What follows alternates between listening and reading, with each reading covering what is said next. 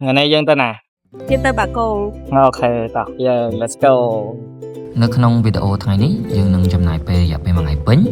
ដើម្បីទៅទស្សនាទីតាំងប្រាសាទតូចៗនៅក្នុងស្រុកប្រាសាទបាគងហើយនឹងមកស្គាល់អំពីអាហារនៅក្នុងភូមិចំនួន2កន្លែងដែលអ្នកភូមិគាត់ចូលចិត្តទៅហូបនៅហ្នឹងហើយដែលចំណាយថវិកាតិចមែនទែនសម្រាប់ដំណើរកម្សាន្តក្នុងរយៈពេល1ថ្ងៃនៅក្នុងស្រុកប្រាសាទបាគងផងដែរឥឡូវយើងមកមួយកហើយហូបញ៉ាំសិនហើយបន្ទាប់មកយើងចាប់ផ្ដើមចេញទៅហើយថ្ងៃនេះគ្នាយើង4នាក់ទាំងខ្ញុំមានបងបូរ៉ាមួយនេះហើយនឹងចិញ្ចឹមមួយទៀតទៅចិញ្ចឹមទឹកទឹកបាត់ហើយទីតាំងមុនដំបូងដែលខ្ញុំមកញ៉ាំអីនៅនេះក៏ជាទីតាំងមួយដែលខ្ញុំចង់ប្រាប់អ្នកទាំងអស់គ្នាដែរខ្ញុំ recommend មែនទែនគ្នាយើងបើមកកាន់ខេត្តសៀមរាប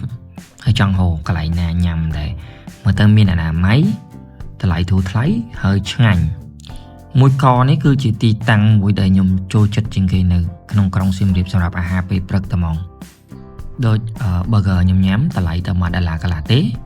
ហើយជាមួយនឹង spaghetti carbonara នេះតម្លៃ$2ជាទូទៅញ៉ាំនៅហាងធំអត់ខំចន្លោះពី$5ទេសម្រាប់ carbonara មួយចាននេះ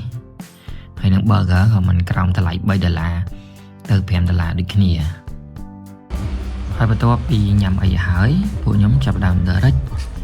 ទៅកាន់ស្រុកប្រាសាទបាគងបដ ாய் ដើម្បីចូលទៅមើលទិដ្ឋានរបស់គេរបស់យើងគឺប្រាសាទតាពាំងផុងបាទយើង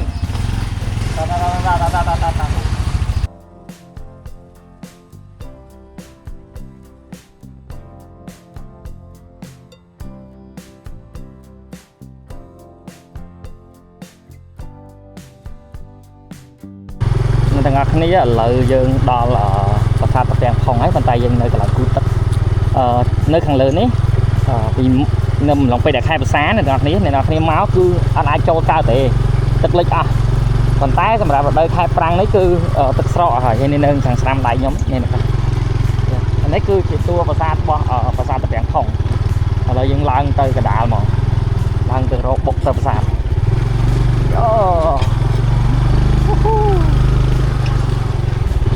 ទៅយើងតាមតឹងបន្តិចតែមិនពិបាកទេទៅបានឃើញនេះគឺជាប្រាសាទតាពាំងផុងអ្នកទាំងអស់គ្នាតាមពិតទៅប្រាសាទតាពាំងផុងនេះអត់សូវមានគ្នាយើងមកបានទស្សនាទេដោយសារតែទី1ផ្លូវនៃការធ្វើដំណើរហ្នឹងយើងពិបាកខ្លាំងហើយនេះសារភ្ញៀវសួរដែលអាចមកព្រោះដោយសារប្រាសាទនេះនៅឆ្ងាយពីតំបន់អង្គរនៅស្ថិតនៅក្នុងភូមិកុកស្រកហើយនឹងស្រុកប្រាសាទបាគងអញ្ចឹងការធ្វើដំណើរវាមានសភាពវាឆ្ងាយពីក្រុងដែរអញ្ចឹងភ្ញៀវអត់សូវមានគេបានមកលេងឬក៏មកបានទស្សនាប្រាង្គនៅហ្នឹងទេអញ្ចឹងបើសិនជាអ្នកនេះចង់មកអីអាច search នៅក្នុង Google Map បានយើងអាចមានផ្លូវមកដល់បានអញ្ចឹងតែបើថាមកម្លងខែភាសាយើងពិបាកបន្តិចតែបើមកខែប្រាំងខែអីស្រួលវិញវាទៅអញ្ចឹងវិញហើយប្រាសាទនេះផងដែរភាគច្រើនមានតែអ្នកជិះម៉ូតូអត្រៃអីទេពួកបងខ្ញុំគាត់អាសាគាត់ជិះមកលេងនៅហ្នឹងមានភ្ញៀវទេសចរផ្សេងៗដូចជនជាតិមានអីចឹងទៅគាត់អាសាមកមើលបញ្ជូនមកមើលប្រាសាទនៅតាមតំបន់ហ្នឹងហើយតែប្រាសាទតូចៗនៅក្នុងខេត្តសៀមរាបគាត់ជូនបានច្រើនអញ្ចឹងក្រៅពីជនជាតិបរទេសខ្ញុំនឹងគិតថាខ្មែរគ្នាយើងនេះក៏ដូចគ្នាដែរអាចនឹងចូលរួមហើយថែរក្សាប្រាសាទហ្នឹងទាំងអស់គ្នាផងដែរអូខេអ្នកគ្នាឥឡូវមករកបាញ់ឆៅមកប្រទេសអំពាន់ឥឡូវរកឃើញអ្នកសៀមរាបដែរខ្ញុំញ៉ាំនំចង់បាញ់ចាអីអ្នកសៀមរាបដែរអូអ្នកសៀមរាបមកដល់អ៊ំដាក់ទាំងថ្ងៃខ្ញុំនៅជ្រាវនោះដាក់ហានុមានទាំងថ្ងៃអូបានម្នាក់មកកំប៉ុងទាំងថ្ងៃដែរឡាអត់ទេខ្ញុំទៅថតមុខឲ្យឯងទុកបានមានគេស្គាល់ទៅមកលើក្រោយគេចំណាំបាទថ្ងៃមុនខ្ញុំមកតាមបងស្រីហាក៏ជាអត្រៃដែរមកឯនោះ100ឯងតែឯងអត់នៅឃើញល្បីច្រើនខ្ញុំសួរមួយអូនវល់បននោះបនភូមិហ្នឹងហើយសួរមួយអ្នកខ្លះគេថាខ្ញុំកុហកមកប្រទេស1000មែនអត់1000មែនទេ1000ដែរម្ចាស់នេះហូប1000មែនអត់ឆ្ងាញ់1000មែនឲ្យមេដៃទីតាំងដែលអ្នកទាំងអស់គ្នាកំពុងតែឃើញនេះគឺនៅជិតប្រាសាទព្រៃមន្ទីរ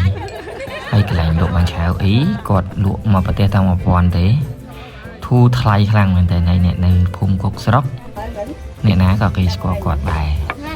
មានភ្ញៀវច្រើនមែនតើមករកគាត់មួយរយៈមុន มารอบัญชีมาแต่มาปอนนึงแต่ได้ชาแต่ก็เราพูดจังเต้ก็คันลูกอย่างยูทั้งไงได้แต่แล้วก็จับรางมาลูกบัญชีให้ตีตั้งในตรงนี้ชี้มาดอลเพลิงใบจุบุญไก่สลาจัดสลาปรีมันตีจัดสลาภาษาปรีมันตีในตรงนี้เคยเพลิงใบจุบุญนั้นก็รู้นั่นหนึ่งไก่เพลิงใบจุบุญนั่งไปได้จังมาประเทศทำมาปอนเด้ทลายthì cứ thuทลายคลังเหมือนเดิมติดติดยืงจังtừภาษาปริมตีนี่ภาษาปริมตีตั้งให้ใช่ภาษาปริมตีในเพลิงใบจุบุญที่จังหวัดปริมตีจะขนาดเป็นได้จะทางมุกสลาจะได้จะดอสลายังมีเพลิงมันปัสสาวะได้หรือโชว์ตรอภาษาปริมตีมาจำแต่มือนั่นนั่งบอกจำហើយបន្ទាប់ពីយើងហូបបាញ់ឆៅហូបអីហើយយើងក៏បន្តទៅដៅរបស់យើងទៅកាន់ប្រាសាទព្រៃមន្ទីរដែលស្ថិតនៅជិតនឹងកន្លែងលក់បាញ់ឆៅនឹងដែរខុសគ្នាប្រហែលជាតែ200 ម៉ែត្រអីទេ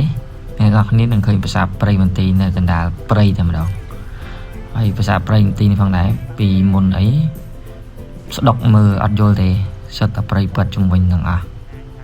ពាក់ព័ន្ធជាមួយនឹងរឿងមួយទៀតដែលខ្ញុំចង់ឲ្យអ្នកទាំងអស់គ្នាដឹងគឺការដាំប្រាសាទយើងតម្រូវឲ្យមានកាយហើយមូលហេតុអីមិនគេតម្រូវឲ្យមានដោយសារតែអ្នកនេះបើសិនជាដាក់ហត់កាយដូចជាទៅមើលតែថ្មប្រាសាទតទេអញ្ចឹងយើងអត់បានទទួលចំណេះដឹងអីមកវិញទាំងអស់ហើយប្រាសាទដែលខ្ញុំទៅនេះដោយសារតែជាប្រាសាទដែលខ្ញុំធ្លាប់មកច្រើនដងទៅមកហើយយើងដឹងពីប្រវត្តិត្រួសសង្ខេបជាច្រើនផ្សេងទៀតដែលយើងធ្លាប់ដើរពីមុនអញ្ចឹងខ្ញុំសង្ឃឹមថាអ្នកទាំងអស់គ្នានៅពេលដែលអញ្ជើញយើងមកទស្សនាប្រាសាទផ្សេងៗនៅក្នុងខេត្តសៀមរាបអាចនឹងរកកាយឬក៏ជួលកាយម្នាក់ដើម្បីឲ្យគាត់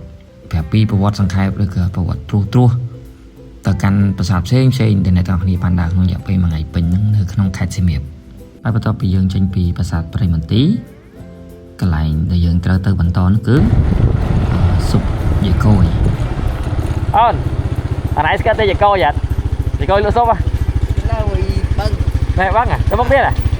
ទៅមុខទៀតឲ្យទៅដល់ផ្លូវណាទៅមុខទៀតដល់កាច់បត់ស្ដាំកាច់បត់ស្ដាំនៅទៅមុខស្រែអូខេស៊ុបយាយកយនេះផងដែរខ្ញុំគិតថាអ្នកទាំងអស់គ្នាប្រហែលជាស្គាល់ហើយស៊ុបមួយចាន 3000 ដែលគេល្បីមែនទែននៅក្នុង Facebook នៅក្នុង TikTok ហើយមានអ្នកតារោគាត់ច្រើនមែនទែនហើយរឿងមួយដែលអ្នកទាំងអស់គ្នាអត់ទាន់ដឹងរៀងរាល់ថ្ងៃសិលដែលអាចនឹងគៀកចំសៅរ៍អាទិត្យអីហ្នឹងគឺគាត់សម្រាប់ហើយគាត់បានលក់ទេអញ្ចឹងអធិស្ឋានមែនទែនសម្រាប់អ្នកទាំងអស់គ្នាដែលតារោគាត់ចំថ្ងៃសិលថ្ងៃអីហ្នឹងគឺគាត់អត់បានលក់ទេតតអ្នកទាំងអស់គ្នាទៅកុំឲ្យចង់ថ្ងៃសិលហើយទៅចន្លោះម៉ោង4រហូតដល់ម៉ោង6ល្ងាចយាយលក់មួយឆ្នាំហើយលក់10ឆ្នាំហើយមែនទេបើខ្ញុំគិតថាខ្ញុំថតយាយម្ដងឥឡូវមិនចូលមិន2ឆ្នាំ3ឆ្នាំហើយមែនណាអត់តែនិយាយមែនណាចូល3ហើយតាំងពីចំណិនគេអត់ទាន់ល្បីហើយខ្ញុំនឹងមានវីដេអូមួយទៀតនៅខាងកំពង់ភ្លុកអញ្ចឹងខ្ញុំនឹងកាត់វីដេអូនៅខាងកំពង់ភ្លុកហ្នឹងបែរជា2ឲ្យអ្នកទាំងអស់គ្នាបានមើលព្រោះដោយសារថានៅខាងកំពង់ភ្លុកមានរឿងជាច្រើនដែលអ្នកទាំងអស់គ្នាគួរតែចាប់អារម្មណ៍ហើយនឹងគួរតែដឹងវាប្លែកពីកន្លែងផ្សេងទាំងអស់នៅក្នុងខេត្តសៀមរាបហើយអរគុណមែនទែនអ្នកទាំងអស់គ្នាសម្រាប់ការតាមដានវីដេអូរបស់ខ្ញុំ